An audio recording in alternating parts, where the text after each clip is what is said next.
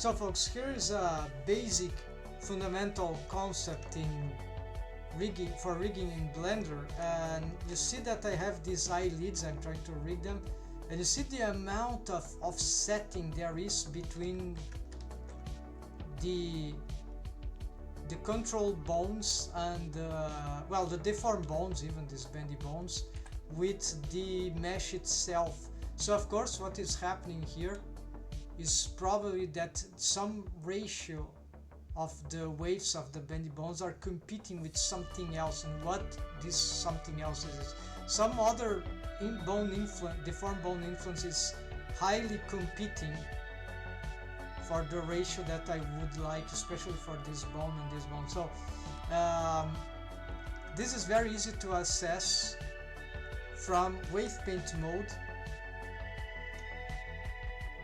And so actually, if I select this bone, it's lagging because of the, let's go and simplify, no subdivision surface modifier. Okay, so what would be competing here? So I've just started this wave painting of the facial rig, so I know what it is, but if we just want, we can inspect this with the waves menu operator, which is the sample group.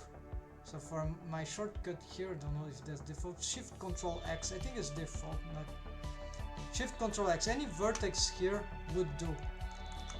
And so here's our managerial vertex group, the deformed head bone.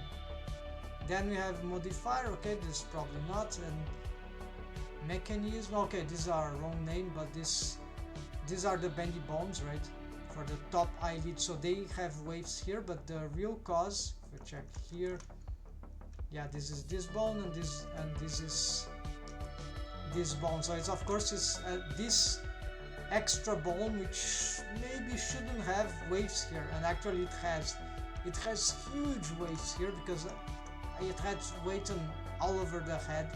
So I don't want, when I want a little waves, now I want zero waves here.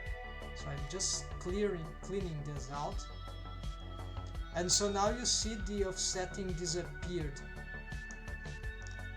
Now the ratios are not being competing by the head, and now this is not a problem. So the head doesn't really need any waves. Could set like, I don't know, 0.002 and set all these waves for the head just to have a tiny waves there. It's not necessary, probably because these bones eventually will be parented directly or indirectly, hierarchically, by the head. So the head bone, even not through deforms but through parenting relation, will carry the skeleton, right, of the eyelids rig with them. So at this point, this that I'm saying should already be happening. Let's save here. So if I pick some, I don't know, control head here, something that will move the head, for example this bone, because I already made the parenting. Okay, the problem is that now I've destroyed the waves from the head, so all the waves from the head, so this is why that was happening. But what I can do here is just make a let's get some seams here, reduce some vertices, so let's just keep adding the, after I fix this later, right? But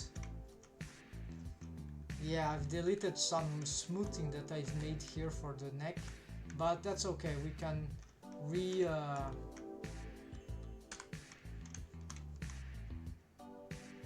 let me go here. Let's make sure we got the head bone.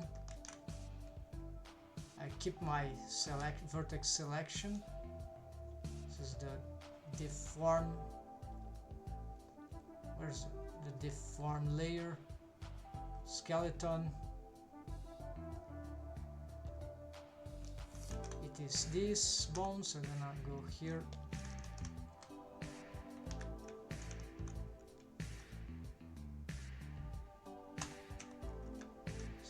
my selection, Control X.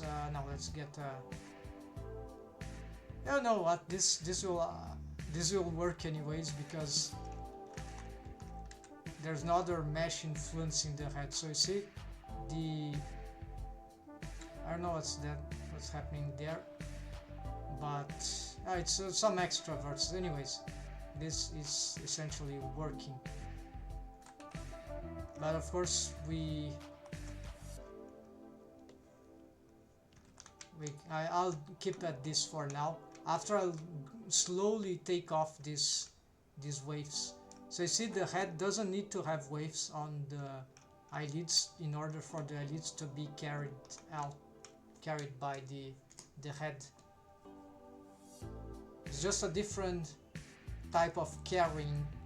Either you carry the deformed bones like through parenting relation or bone constraints or drivers, or you carry the waves from